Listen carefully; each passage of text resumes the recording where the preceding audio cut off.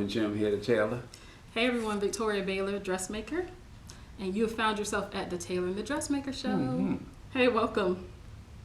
How are you today? I'm doing fine. You're looking good. Thank Nice you. little top you got on there. Well, thank you. That was the top that I promised I'd make from the Geisha Girl fabric, and here it is. This one went out, and Alethea, you were absolutely right. It was such a quick sew. I think it took like an hour to put it together last night, and I did a little bit of follow-up sewing this morning. Pretty simple. Good, yeah.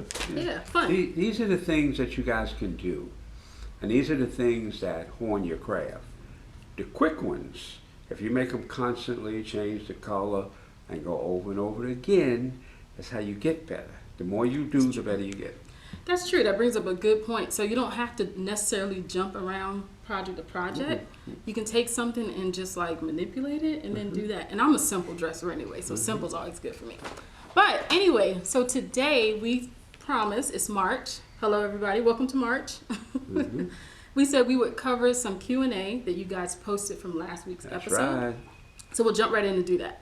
So we have up first, we have Miss Myra, who left a very good question. It says, on occasion, some of us home sewers get into a funk, if you will, and lose our sewing mojo. You can't allow this to happen when you run a business based on sewing. That's right. How do you two keep yourselves motivated to prevent that from happening? How do you keep Very yourself good motivated? question. Well, like I said initially, deal with simpler projects.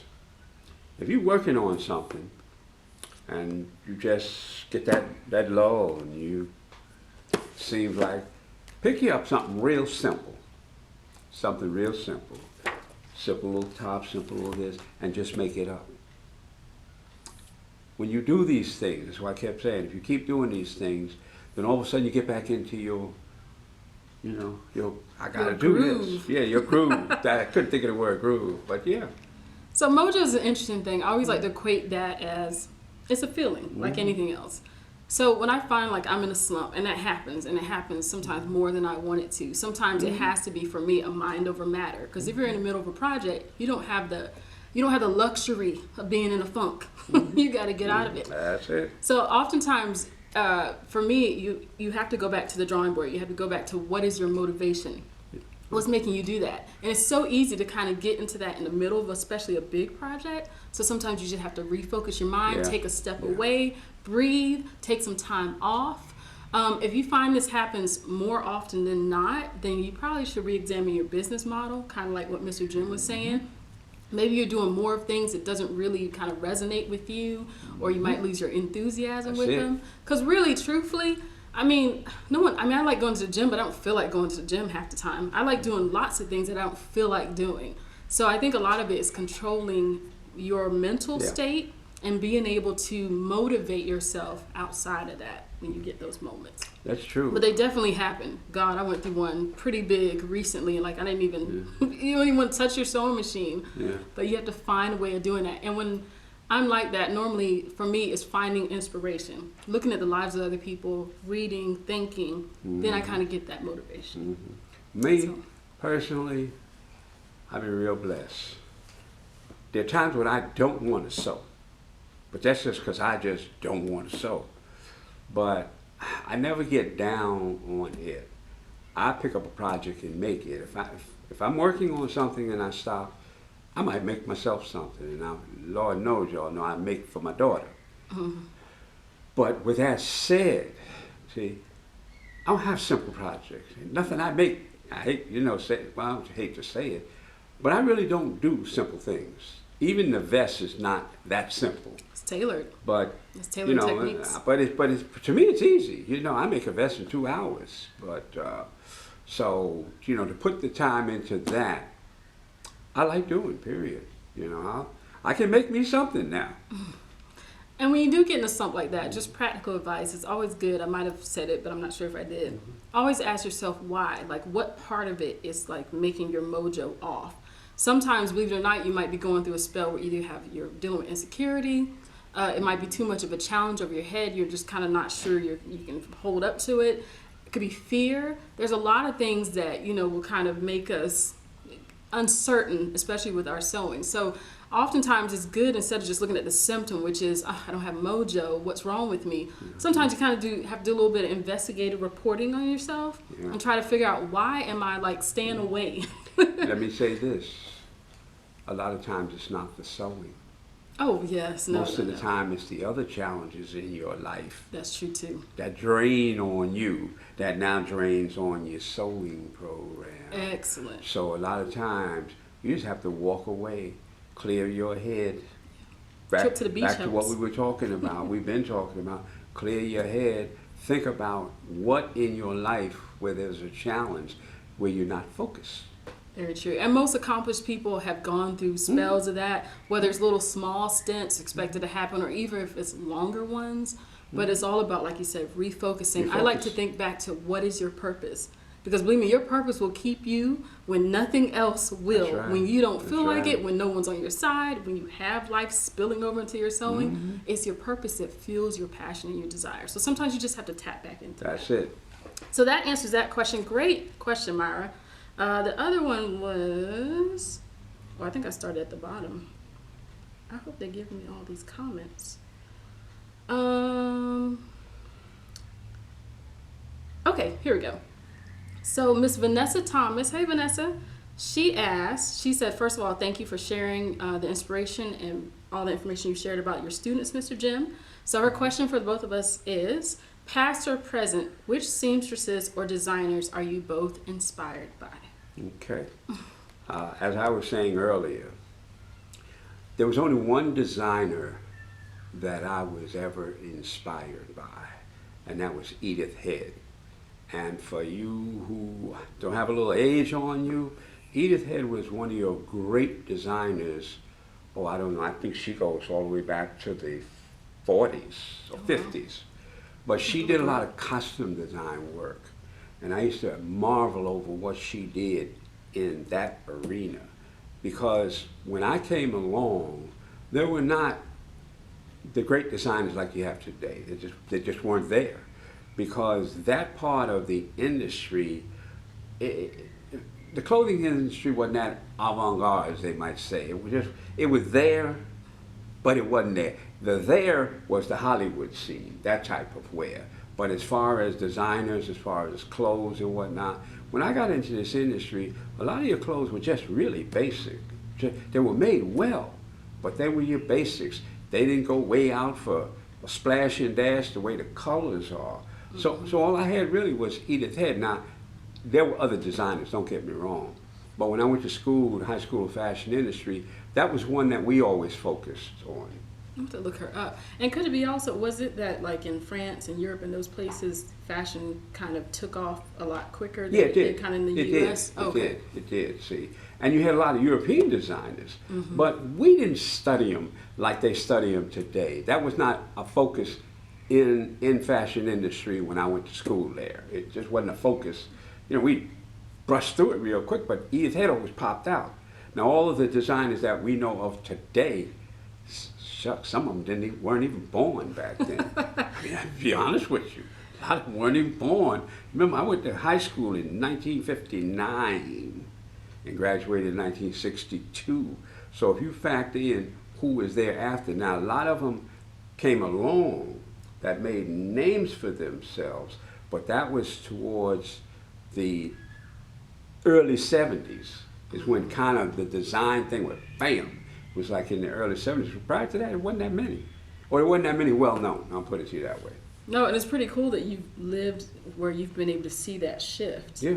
And to answer the question myself, I actually got into sewing not so much because I was compelled or like excited by the designers. It took me a long time to start watching designers. I have this great book here. I don't know, I think I picked it up somewhere. It says 50 fashion designers you should know. Because I figured at some point in my sewing, it's nice to kind of get a little bit of inspiration and kind of see people's point of view, especially as I am kind of walking the road as an aspiring designer. But what I will say is my knee-jerk reaction to some of the designers, in particular, especially in the last few years, there's two that really stand out. So I kind of liked Missoni. I think Missoni's been around forever. I love the crazy diagonal prints and the colors just because I love color. And as of recent, I have been like obsessed with Balmain. like the structural kind of architectural look of the clothing. I love their designs. I like the ideas of following and maybe keeping up with designers a little bit more now, because like I said, you can kind of get a sense of what their point of view is. And if you get their point of view, it kind of helps you kind of figure out your point of view. You'll know what you like by sometimes looking at what other people do. And truth be told, before I go on and on about it, I've heard that the best way to kind of discover your point of view, your niche, your all that stuff, is oftentimes to play around with the designs of other people. Sure. Because it's from there, when you start with something known, that you start tweaking and changing, and you start to create your own vision. So. And basically, that's really what designing is. Yeah. Tweaking a standard. Because once upon a time, like I say, this industry was about standard looks. And then they started putting a splash, and everything was standard. They started getting fancy with them collars. They started collars and little frou-frou here, and frou-frou there, here frou-frou, there frou-frou, everywhere frou-frou. But basically speaking, the whole clothing industry was basic clothes. Now over in Europe, they were basic clothes too, but they had more flair, when it comes to what they wore. Back in my day, we would look at the dresses were real bouffant at the bottom and whatnot, flowy. Everything was flowy. And like I said, Edith Head did a lot. Summing up that again, my person who I saw when I was younger, and I wasn't in the industry at this time, was Loretta Young, because she dressed so classy, so sophisticated. But so did my mother dress like that. And so did everybody's mother dress like that. That's right, they did dress nice back then. Yeah, they did. That's what I'm saying. It was a style. Now they were basically, the look was the same, different print. Different print. That's true. Yeah, and it is amazing that you've seen all that. How has that, real quick side question, how has that impacted you? I know you don't design, but it affects the way you make clothing. How has seeing those transitions throughout the years Well, because I viewpoint? grew up in the industry, and I really grew up in this industry, the quality, look, I'm sorry, but if you don't put the quality in your garment, eyes will tell you, see. So it was always about, so you never looked for anything wrong, because back in my day, it really wasn't, because they had a better check and balance system on the way garments are made. And they don't have that anymore. So you guys who make clothes, especially if you make them for yourself, or you make them for someone else, you want it to look like people say, that looked like it came out of the store. It's supposed to. But that only means that the quality is there. That's true. Absolutely right. So great question, Vanessa. Thank you for that. And we'll move on to the next one. I think this one might be for me. So this is from Miss Ursula Moore. It says, how do I overcome my fear of success so that I can start my own business? I am an introvert.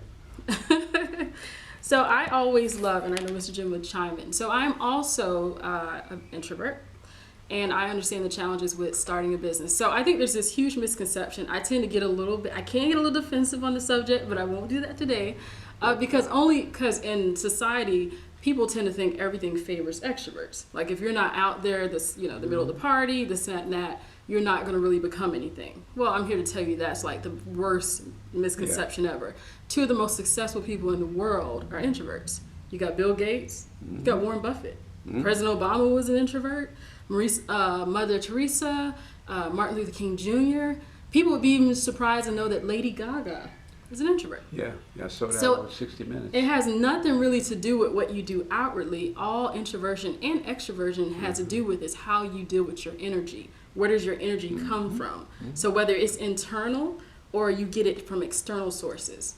And it's funny because I live with two of the biggest extroverts, my husband and my daughter, who are like identical twins in my opinion. So my daughter gets in a group of kids, she is wilding out, y'all. I mean, her energy levels are her battery's getting charged. If I'm around people too long, it just my battery levels will start to go down and I have to retreat to the charge. But my point is this, to offer you some really, really helpful information. And I can't cover it all today, but an excellent book that I read recently by Beth Buelow is called The Introvert Entreprenuer. And it really does touch on the topics that are really related to us introverts. And real quick, and if you don't know if you're one, I would definitely encourage you to take a personality test, which I encourage everybody to do that. Because it's good to know what you're good at, what you're not good at, what your struggles are, all that good stuff. But if you are an introvert, you will notice that you are drained after lots of social interaction. It does not mean that you don't like to interact socially. It just means that after a while, you'll become drained. Sometimes you exert more energy on not being seen than being seen. So some of you guys, some of us can be a little bit of hiders. We can turtle, as I like to say. A lot of our processing is done internally. So we're big thinkers. And a lot of us enjoy being alone. So, I work for myself. I'm at home. I've worked 15 years in a lab with tons of people and loved it. So it just depends. Sometimes, we have to have our alone time. And then most of the time, you're either focused on yourself or doing stuff. So that's pretty much the definition.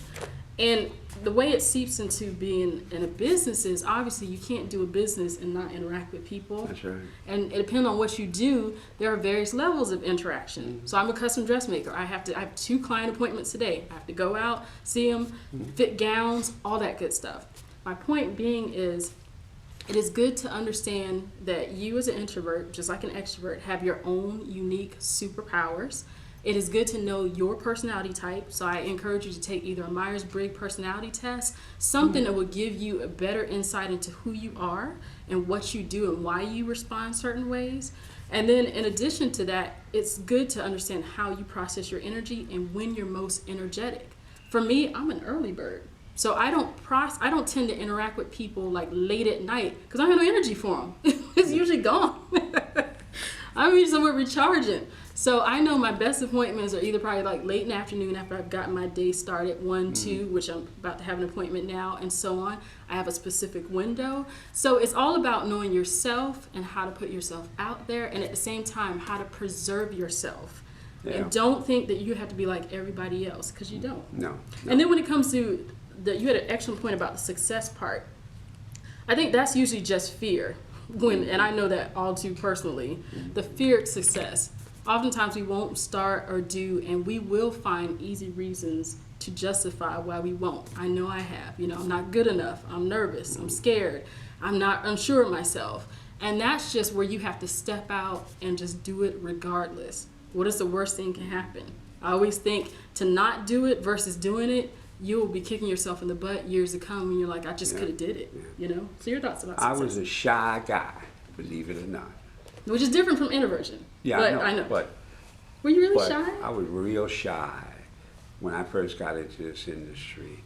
But I had the blessing of working for a gentleman named Ori Walls, who gave me my foundation. And I watched him communicate with people. And I listened to what he said. And I began to emulate and respond like he did. Boy, did I change real quick, because I noticed how he drew the people in from the way he reacted to them. Because I was kind of an introvert, but not really. But I was never an extrovert, see.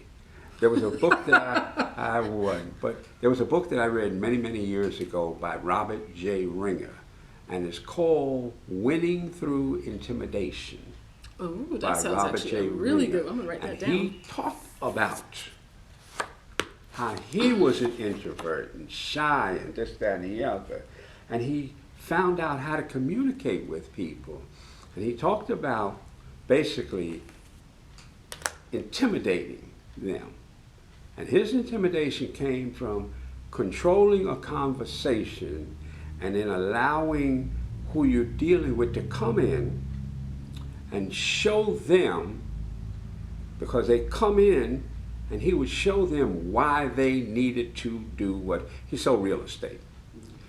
Why you need to buy this. To be very convincing for that. But he learned how to take control of the situation, see. And because he did that, now, a lot of you guys who are online, how do you control that online? By having pop on your designs. Listen, I look at Facebook all the time, and I look and I see what people put out there. And I look at how they present it, even on Facebook. And sometimes it don't catch your eye. You go right past it, and then there's that pow. It's putting that pow in it, It hits you. And that's how I learned how to do that, put that pow in it, so. No, you're absolutely right. And I like what you said, because I think that's where we all need to grow outside of ourselves. So technically speaking, let me clear it up. There's no such thing as being one end of the spectrum. There's no such thing as you're full introvert, you're full extrovert. That's impossible because, the world wouldn't operate. We're all on some sliding scale of it, but you tend to lean more toward one or the other. My husband has extrovert tendencies, and I always laugh. I'm like, you're a guy that like everybody likes, but then sometimes you're just kind of like chill by yourself. I think that's so odd. Yeah. But some of the things that I think you said, and in addition to that, is getting strategies. So life is all about overcoming obstacles. If you're in a business and you have to interact with people, come up with some really great strategies. And a lot of that you get from reading other people that've been there that influence other folks. I think it's Susan Cain that came up with a book called Quiet Something, something about introversion. It's a really good book. I'll post it. It's really, really good to read. It just talks about the importance of who we are. But back to strategies. Even if you have to do role playing or acting, sometimes I have to, especially when I'm not feeling like it, I just get into acting mode. I am like the enthusiastic dressmaker. And I will get, because if you think about it, you just put on the role and you go and do it, and then you can be yourself. It's not being untrue. It's just coming up with the best strategies to just navigate the world you're in. And I love that. And when you, believe it or not, we're all influenced by the people in our circle. And I think being married to my husband or being with him for about 20 years, the way I see him interact with other people and just kind of his coolness, and I picked up a lot of that. And then my child is like really kind of cute and cool. And so, so I learned from watching other people and their tactics. And I've seen Mr. Jim in his shop too. The way he interacts with people and make them feel like they're super important. I love that kind of stuff. And I think when you see things, you grab it, you emulate it. But staying in your shell is definitely not going to help. So you kind of got to get out there. No. Very good question. Okay, and our final question is, I think this is Rose Steve. Rose says, great show. I am still new to sewing and would like to know if you have any book recommendations for reference. I am still viewing your other videos, so sorry if this has been covered. There's never any question you can't ask us, Rose, so we appreciate the question, and yes, we will cover it. So, sewing resource books. So, you can learn a lot of different ways. It's totally up to you. You can learn from working with somebody. You can learn from books. You can learn from video. It just depends on your style, how you learn. That's it. I have a lot of stuff on Gumroad. I've been telling people, because they try to find out where they can find a lot of these things, and it's gumroad.com/Gentleman Jim. We'll put it up there. So Mr. Jim has a bunch of training videos. So for those of you that are visual, and Ro, I don't know if you're visual, but you specifically asked for books too, so I'll give you some of those. But if sometimes you want to speed it up, and Mr. Jim doesn't have any books he's written, but he has video, which is really quick to watch and do, definitely strongly recommend that. And as far as types of books you like, it just depends on your personality. Everybody's different. It was so funny. I remember I was a new mom. My daughter's almost 10 now, and I remember an older woman said to me, or she was saying just in general, she's like, I don't know why people read these books to get information. And it kind of dawned on me, I guess me being I'm not like an intellectual, but I'm kind of a learner. The only thing I thought was, aren't books just spoken word written down? That's all it is. Why would it matter how the Bible is a book? Right. And she loved reading the Bible, so I thought that was very ironic. So my point is, learn from every avenue, or the avenues that best suit you. And again, since you asked about books, we'll put it out there. So I like to split sewing, and we'll get Mr. Jim's take on this. I like to split understanding the umbrella of sewing into two different parts. There's fit, and then there's actual sewing. You have to do both pretty well to make great garments. You can sew great all day long, but if it doesn't fit, no, I'm telling you, it's going to look like crap. So that's the biggest challenge that people have, to fit more than anything else. Absolutely. So I learned more than anything else. You're so right. I learned to sew long before I learned how to fit well. So that's why I'm going to include both types of books. But if you want to go old school, there's a lot of great ones like Vogue Fitting Book. I'm one of those people, I am a reader, so I have a huge library. So I just grabbed a few. This is the Singer Sewing Book. And if you don't know this book is technically a compilation of several of these smaller books. So this is the Sewing Library book, and these are the old school Singer books. You remember these? So I got like 30 of these. I bid it when I was like 8 months pregnant on eBay to get a whole stack of those, and won it. But anyway, so this is a really, really good guide. It has Fortunately, the pictures are a little bit dated, and I'm not sure if there's an updated version, but this kind of gives the crux on the how-tos of sewing, as a Singer kind of recommends. Another style book for sewing that I like because I am very visual. So some people can read instructions, some people need to see. I'm a seer. I love DK books, and I should have shown you the inside of that. The reason I like DK books is because they are very visually stimulating. So if you kind of can see that, DK is it's like a great publishing company. They do breakdown for everything. This is kind of a good resource. I barely look at these guys. I've been sewing long enough, but every once in a while I need to reference something. I love having reference books around. So that's sewing. I think you don't need like a ton of sewing books. Get one or two that you like. You could be like me and like get a whole bunch of them and just like reading just to see if anything's being left out of any. But those are two that I highly recommend. In addition to, I think like Vogue Sewing is a really good one. I don't have Vogue Sewing, but I do have the Vogue Fitting book. It's old school. Mm-hmm. Now, when you talk about fit, that's a whole different thing, and I didn't bring all my fit books. Oh, darn, I didn't. Okay, well, this is a good one. Palmer Pletsch does a really, really good book on fit. It's called Fit for Real People. The reason I really like this book is because it not only gives you drawn illustrations of fitting methods, it also includes fitting exercises or demonstrations done on people with real bodies. So I'm not talking about like fitting a dress form. I'm talking about they do fitting with real bodies. Now their method is more so geared toward their tissue fitting method. So they'll fit with the pattern tissue and then make changes on that. And then they'll cut out the garment and fine tune. I don't tend to do a lot of that now. Well, yeah, I do some of it, but I don't try on tissue. I tend to measure patterns, kind of like Mr. Jim. I'm more of a measurer versus try it on and tweak it. And then I've been sewing long enough to know exactly, according to the 4 big patterns, I know exactly what changes I need to make before I even make it. So that's a fit book. Another great book to have is, because you can sew it well, let's see, you can fit it good, you can sew it well, but your sewing is going to change a lot. So if you're just fitting your body's going to stay the same. The thing that differs between each project is the type of textile you use. So if you're using different fabrics, they respond differently. It's best to know how they respond. So a great book to kind of cover different fabrics, and it's a fabric sewing guide, is this wonderful book by Shaeffer, and it has all the different types of fabrics from moleskins to suede to knits, and it gives suggestions on needles, what interfacing to use with them, what needles, all that good kind of stuff. So that's good to know. And then on top of that, I think that's pretty much it for like your basics, but feel free to go on Amazon. You can read reviews for books. I think on my blog at some point, 10,000 Hours, I had a list of books, but I can't find it. But I don't know if I do. I'm trying to get back with you. Shoot it back to you. But you can find it. The information's out there. People have tons of recommendations. And I will say this, that Sewing Blab actually did do a broadcast with favorite sewing books. So there's a lot of them, and I'll try to find that and post a link. But with that being said, I think that is the end of our questions. Yeah, I want to say one thing. Oh, yes, please do. Question was posted to me, matter of fact, from the lab. Oh. What was my favorite sewing book? That's right. They were trying to get him on to interview him. And I tried to tell him I have none. Why? I just looked at the copywritten dates in these books. Oh, they were way after you. The earliest one I found in just her collection was 1987. And I have some old school, like the ones falling apart. Yeah. But you're right. By that time, you had been trained.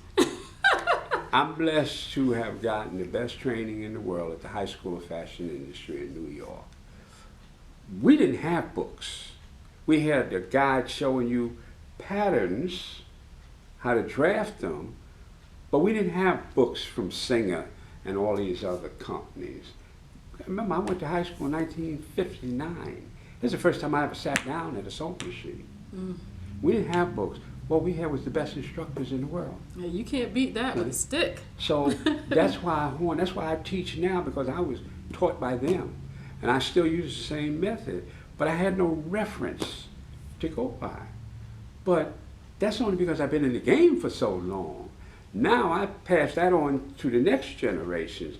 But I'm not saying don't pick these books up.